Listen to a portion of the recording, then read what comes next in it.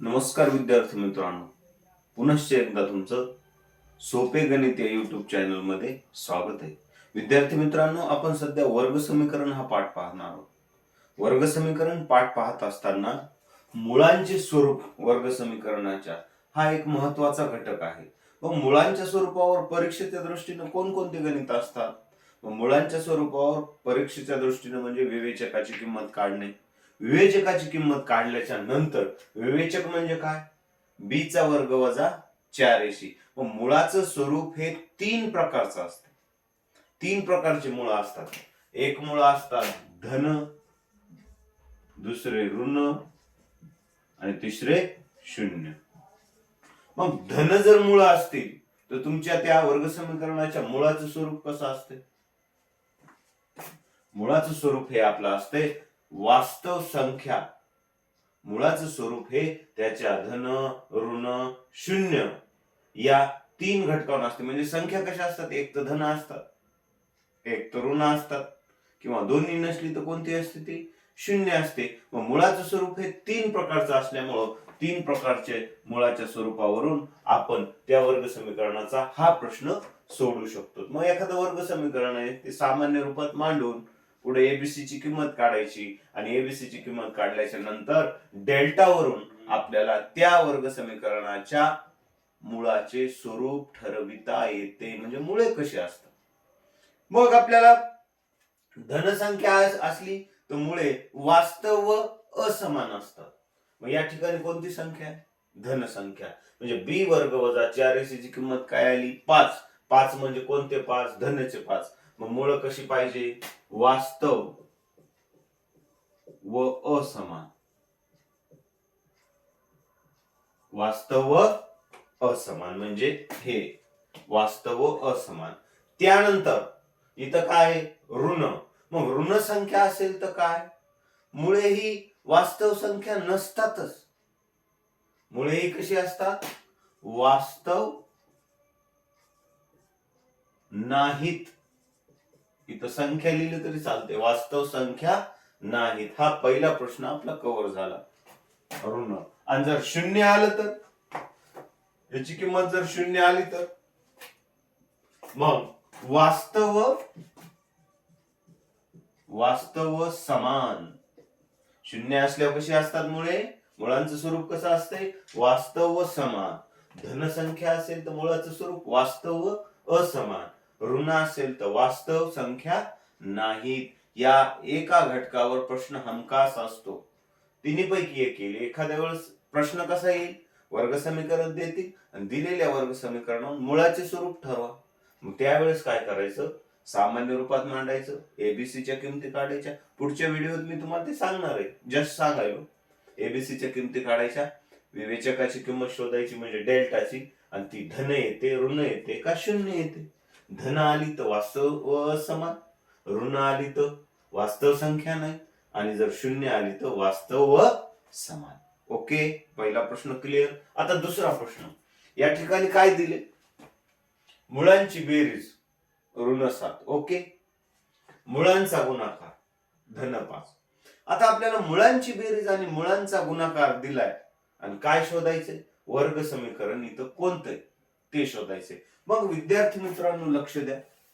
एखाद्या प्रश्नात जर आपल्याला मुळांची बेरीज आणि मुळांचा गुणाकार दिला, आपल्याला जर वर्ग समीकरण शोधायचं असेल तर त्यासाठी एक सूत्र आहे बघा. मिळणारे व इष्ट वर्ग समीकरण. लक्ष द्या, हे समीकरण महत्वाचं आहे. आपण एका गुणाच्या प्रश्नामध्ये हे गणित पाहिलेले. मग काय? एक्स वर्ग वजा मुळांची बेरीज गुणिले एक्स अधिक मुळांचा गुणाकार बरोबर 0.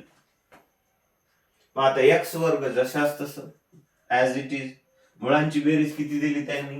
ऋण 7. म्हणून हे ऋण 7 गुणिले एक्स अधिक मुळांचा गुणाकार किती दिलाय?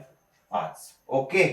मग आता हा ऋण गुणिले ऋण धन म्हणजे एक्स वर्ग अधिक 7x अधिक 5. म्हणजे या ठिकाणी या रिक्त जागेमध्ये, रिकाम्या जागेमध्ये काय येणार आपलं? एक्स वर्ग अधिक 7x अधिक 5 बरोबर 0. आलं लक्षात? हा प्रश्न या सूत्रावर अवलंबून आहे. म्हणून हे सूत्र जर पाठ केलं आपण तर आपला 1 किंवा 2 मार्क कुठंच गेलेले नाहीत. मग विद्यार्थी मित्रांनो, आता आपण तिसरा प्रश्न पाहू. मग आता तिसरा प्रश्न पाहायचा म्हणजे तिसरा प्रश्न अगोदर समजून घ्या. या ठिकाणी अल्फा व बीटा म्हणजे मुळे, अल्फा व बीटा ही वर्ग समीकरणाची मुळे असतील तर मग काय होईल. तुम्हाला हे वर्ग समीकरण दिले 2x - 4 2x चा वर्ग वजा 4x अधिक 3 बरोबर 0 आणि तुम्हाला मुळांची बेरीज काढायची, मुळांचा गुणाकार करायचा. बघा विद्यार्थी मित्रांनो, प्रत्येक प्रश्न एकमेकावर डिपेंड आहे. कुठे मुळ शोधायला सांगितली, कुठं मुळांची बेरीज दिली, कुठं मुळांची बेरीज आणि गुणाकार काढायचा आहे. मग यासाठी पण आपल्याकडे सूत्र आहेत. गणित आणि भूमिती हा पूर्ण भाग सूत्रावर डिपेंड आहे. मग याच्यासाठी कोणतं सूत्र आहे.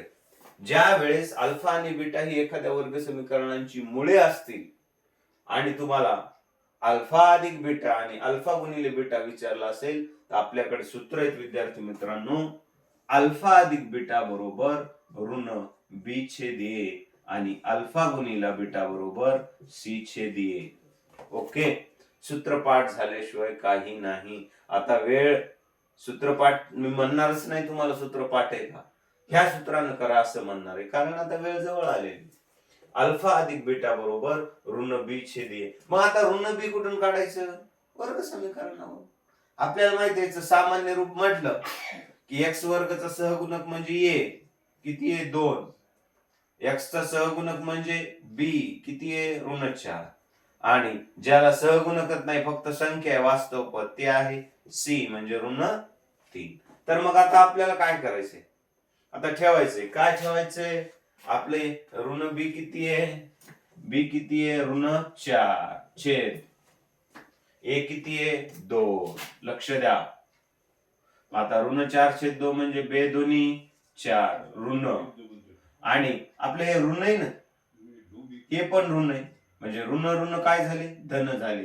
म्हणजे आपलं मुळांची बेरीज किती आली धन 2. आलं लक्षात.